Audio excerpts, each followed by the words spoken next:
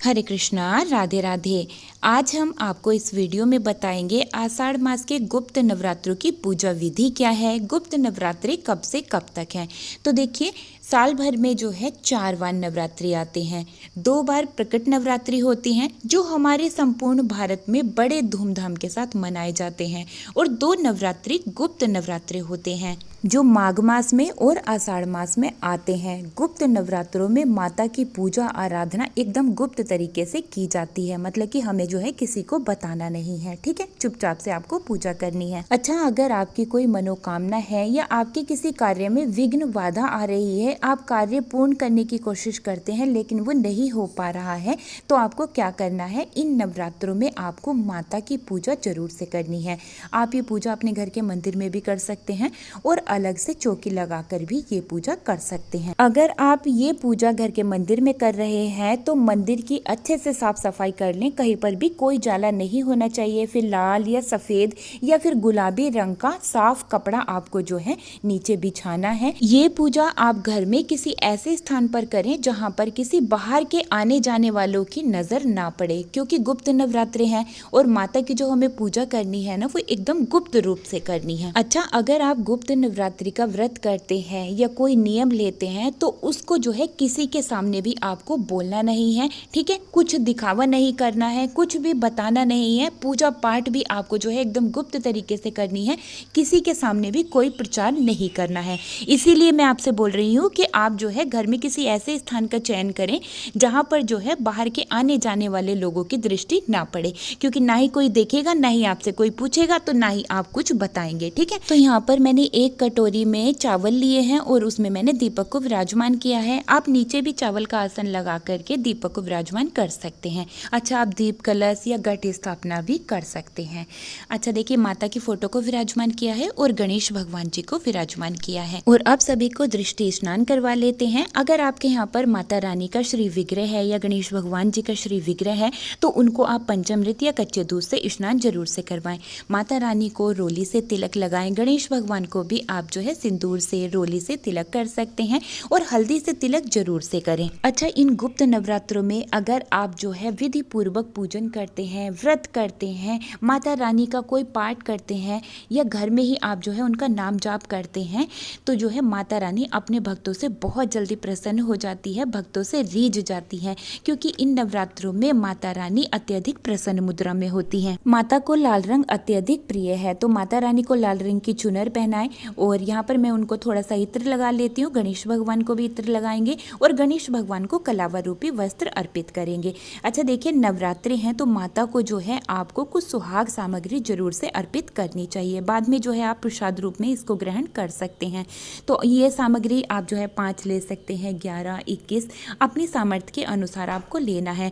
और कुछ भोग आप माता रानी को जरूर से अर्पित करें। तो यहाँ पर मैंने फलों का भोग रखा है, आप जो है बताशे का भोग लगा सकते हैं और आप दूध से बनी हुई मिठाई का भोग भी लगा सकते हैं। अच्छा, अगर आप नवरात्रि का व्रत कर रहे हैं या आप व्रत नहीं कर रहे हैं लेकिन कुछ ऐसे नियम होते हैं जिनका पालन सभी को जरूर से करना चाहिए, तो सबसे पहले आपको माता रानी की पूजा की सभी तैयारियां करके माता रानी को चौकी पर विराजमान करके हाथ में जल लेकर के व्रत का संकल्प लेना है। अगर आप व्रत नहीं कर रहे हैं तो आपको उस हिसाब से संकल्प लेना है। तो सबसे पहला जो नियम होता है तो वो उसमें हमें ब्रह्मचर्य का पालन करना होता है। झूठ नहीं बोलना चाहिए, ठीक है।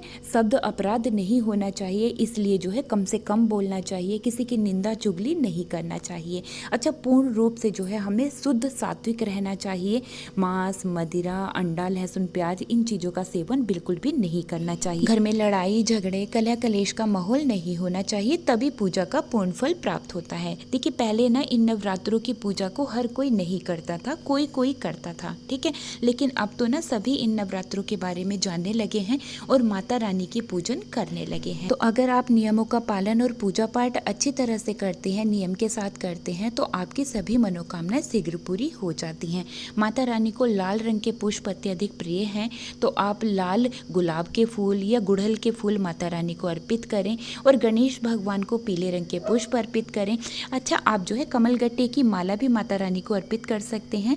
अगर कमल गट्टे की माला नहीं है तो 2 कमल गट्टे आप माता रानी को जरूर से अर्पित करें। अच्छा, माता रानी को ना खीर भी अत्यधिक प्रिय है, तो जैसे नवरात्रि हैं तो बीच बीच में आप जो है किसी दिन खीर का भोग लगा सकते हैं। और माता रानी को लौंग बताशे का भोग भी अत्यधिक प्रिय है, तो आप जो है अपने घर के मंदिर में लौंग बताशा जरूर से रखें और पूजा में जल जरूर से रखें। अगर घर पर दुर्गा सप्तशती विराजमान है तो देखिए दुर्गा सप्तशती साक्षात माता जगदम्बा हैं, तो आप उनका पूजन करें और दुर्गा सप्तशती का पाठ करें। इसके अलावा आप दुर्गा चालीसा का पाठ कर सकते हैं, चंडी चरित्र का पाठ कर सकते हैं, माता रानी के मंत्रों का जाप कर सकते हैं। अच्छा, आप अगर किसी मंत्र को सिद्ध करना चाहते हैं तो ये समय बहुत ही उत्तम रहता है, तो आप ज्यादा से ज्यादा मंत्र का जाप करें और पूजा में कुछ दक्षिणा जरूर से रखें। अच्छा देखिए, इन वाले नवरात्रों में पंडित जी को बुलाकर आपको घट स्थापना नहीं करवानी है और कोई भी पाठ नहीं करवाना है। जो भी करना है आपको जो है खुद से करना है। और इन नवरात्रि में कन्या पूजन भी नहीं की जाती है, ठीक है। इन बातों का आपको ध्यान रखना है। अच्छा, अंतिम नवरात्रि के दिन आप कुछ फल या मिठाई लेके जरूरतमंद में बांट सकते हैं। इस तरह से आप जो है व्रत को पूर्ण कर सकते हैं। तो इस बार 2025 में 26 जून गुरुवार के दिन से जो है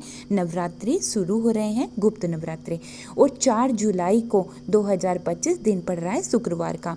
4 जुलाई को जो है समापन होगा नवरात्रि का। अच्छा, पूजन के बाद में छोटा सा हवन घर पर जरूर से करें। इस हवन में आपको जो है 1 लौंग का जोड़ा जरूर से रखना है और घर में जितने भी सदस्य हैं ना, सभी के नाम से आपको 1-1 लौंग का जोड़ा अग्नि में जरूर से रखना है। बाकी आपने जो भी भोग सामग्री बनाया है, जैसे कि खीर बनाई है, पुए बनाए हैं, या जो भी आपने जैसे बतासा है, मिश्री है, वो जो है आप अग्नि में जरूर से रखें, क्योंकि देखिए अग्नि को जो है देवताओं का मुख माना जाता है।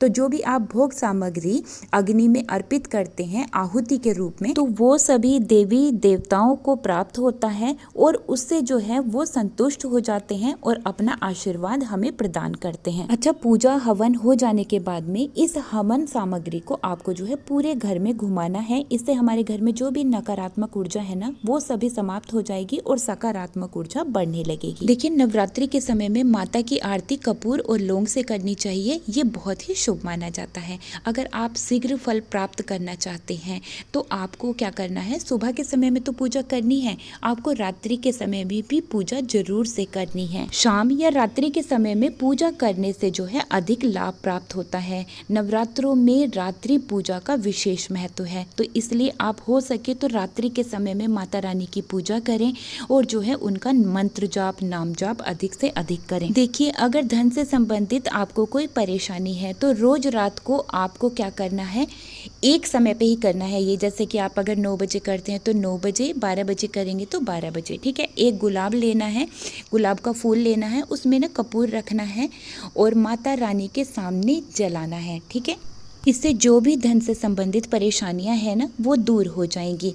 और आप जो है पूरे के पूरे 9 दिन अपने घर की देहली पर, जो मुख्य द्वार होता है, उस पर जो है आपको शुद्ध देसी घी का आपको 1 दीपक जलाना है। आप जो है तुलसी जी में दीपक जलाएं, ये भी बहुत ही उत्तम रहता है। देखिए, गुप्त नवरात्रों में माता जो है प्रसन्न मुद्रा में रहती है, तो जो भी आप छोटे छोटे उपाय करेंगे ना, उससे माता रानी अत्यधिक प्रसन्न हो जाती है और आपकी सभी मनोकामनाओं को पूर्ण करती है। अच्छा देखिए, गुप्त नवरात्रों में जो भी आप उपाय करें तो वो ना एकदम गुप्त तरीके से करें, उसके बारे में आप किसी से बताएं नहीं, इससे जो है आपको अधिक लाभ होगा। तो जी इस तरह से आप जो है अपने घर पर गुप्त नवरात्रों की पूजा कर सकते हैं। उम्मीद करती हूँ आज की वीडियो आप सभी को बहुत ही पसंद आई होगी। अगर वीडियो पसंद आई है तो लाइक शेयर जरूर से कीजिएगा। चैनल पर पहली बार आए तो प्लीज चैनल को सब्सक्राइब जरूर से कर लीजिएगा। अब मैं वीडियो को यहीं पर ही रोकते हुए लेती हूँ आप सभी सुविधा। मिलती हूँ एक और नई वीडियो के साथ, तब तक के लिए आप सभी को प्यार भरा राधे राधे, जय माता दी।